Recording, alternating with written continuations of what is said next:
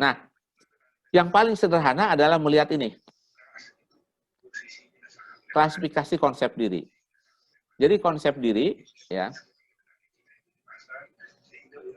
dilihat dari dimensi pertama aktual atau ideal.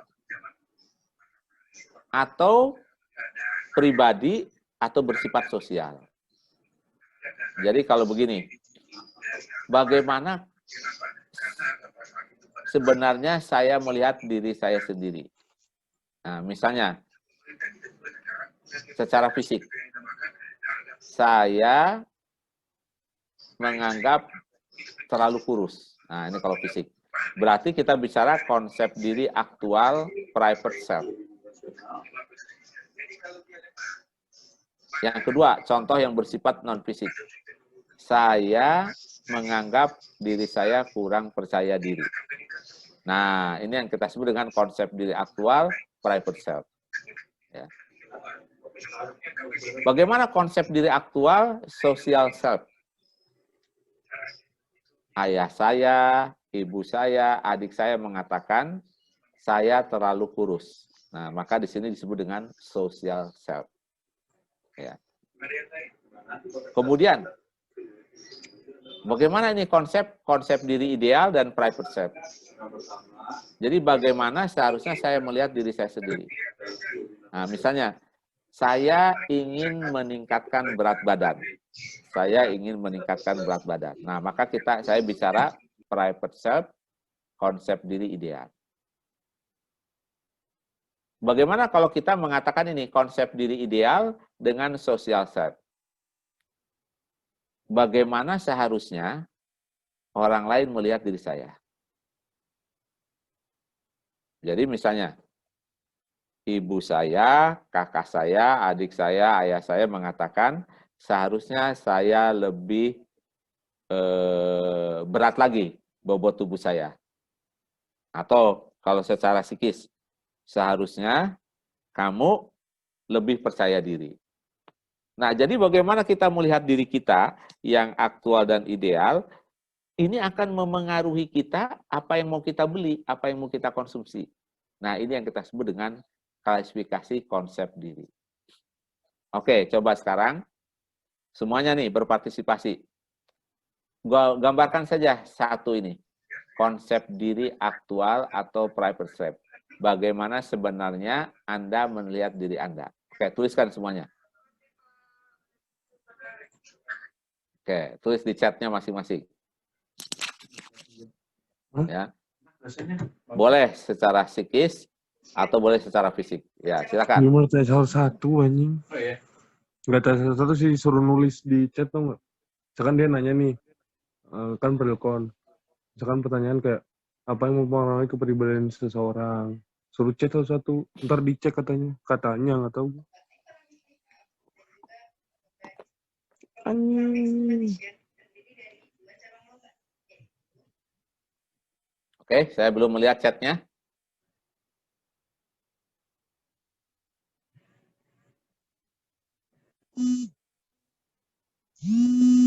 Oke. Ya, tuliskan. Ya. Tuliskan bagaimana Anda melihat diri Anda.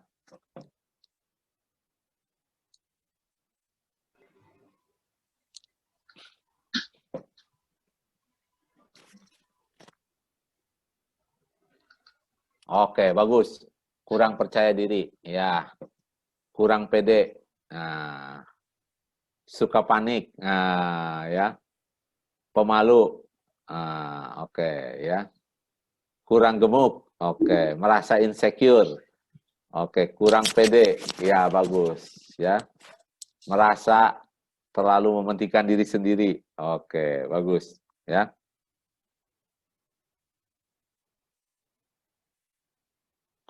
Oke, terus ya, bagus. Ya. Nah, Anda sudah memahami, ya. Anda sudah memahami, ya, bagaimana konsep diri Anda. Oke, bagus, ya. Nah, ini coba lihat, ya. Oke, yang belum terus menulis, ya. Karena nanti akan saya cek ke aktivitasnya di kelas ya. Nah, ini contoh komunikasi.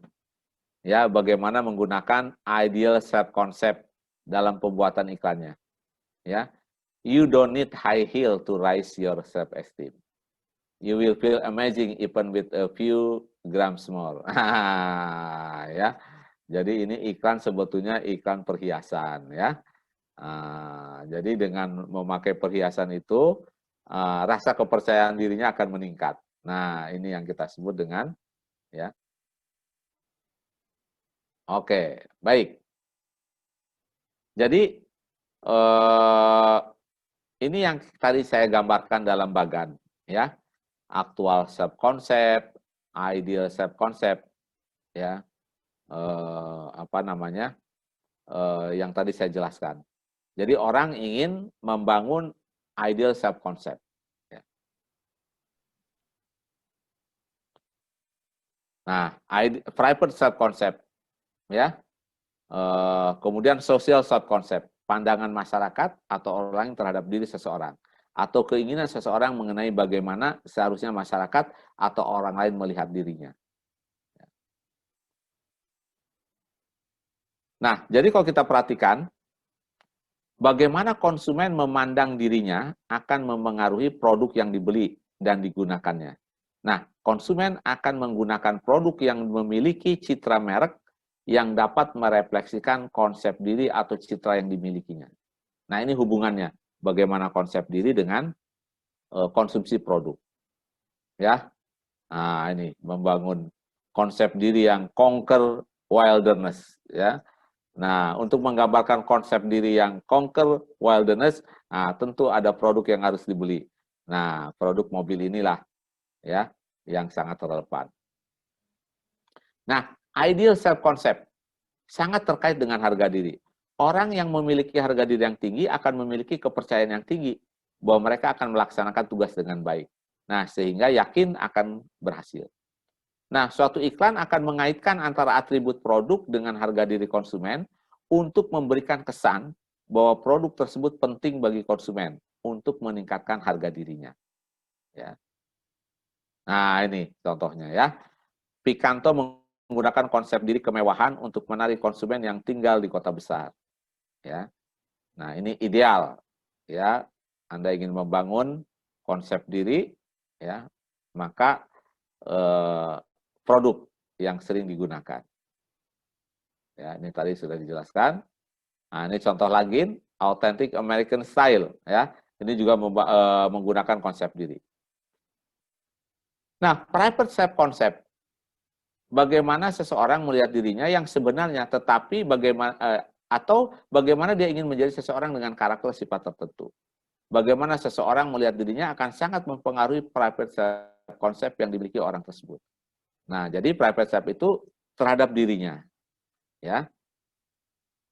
Nah, yang sosial ini adalah bagaimana pandangan masyarakat terhadap diri seseorang atau keinginan seseorang mengenai bagaimana seharusnya masyarakat atau orang lain melihat dirinya. Nah, dalam kehidupan keluarga seringkali kita meminta pendapat ayah ibu untuk melihat diri kita. Hei, kamu ya, Paras misalnya. Kamu terlalu cerewet. Nah, ya, kamu harus ya mengurangi. Nah, ya. Coba saya ingin dengar nih. Raisa, masa Raisa. Halo Raisa, ada? Halo Pak. Nah, coba Raisa. Apa yang sering diomongkan orang-orang sekelilingmu tentang kamu, Raisa? Jadi social self concept. Silakan. Saya Ya, keras apa? kepala kali Pak. Oke. Kalau saya sering Ya. bilang gitu. Ya. Nah, itu juga orang lain melihat diri kita. Ya, bagaimana? Ya, kamu menganggap sebagai keras kepala. Ya. Nah, ini juga coba lihat iklan ini menarik. Ketika seorang wanita merasa cantik, dia menunjukkan rasa percaya diri yang luar biasa. Tak ada yang membuat wanita lebih. Nah, jadi ini konsep diri yang diiklankan di sini ya. Jadi konsep diri dan kepribadian yang dimunculkan. Ya. Nah, ini yang tadi banyak disebutkan iklan sabun lebih banyak mengenai id ya. Oke, konsep diri yang lain disebutkan dengan tadi oleh Mothersbaugh ya, ada actual self, ideal self, social self, kemudian the ideal social self dengan expected self ya, yang prinsipnya hampir sama dengan yang sebelumnya ya. Nah, Blight mengemukakan ada yang kita sebut dengan real self, self image, ideal self, looking glass self, kemudian possible self. Jadi real self itu konsep diri yang sesungguhnya, bagaimana orang lain melihat diri kita. Ya. Self image, konsep diri yang subjektif, sebagaimana kita melihat diri kita. Ya. Yang ideal self, konsep diri seperti yang kita inginkan. Kita menginginkan seperti apa? Kemudian ideal self, konsep diri seperti yang kita inginkan. Ya. Looking glass, konsep diri sosial yaitu bagaimana pikiran kita tentang pandangan orang lain terhadap diri kita.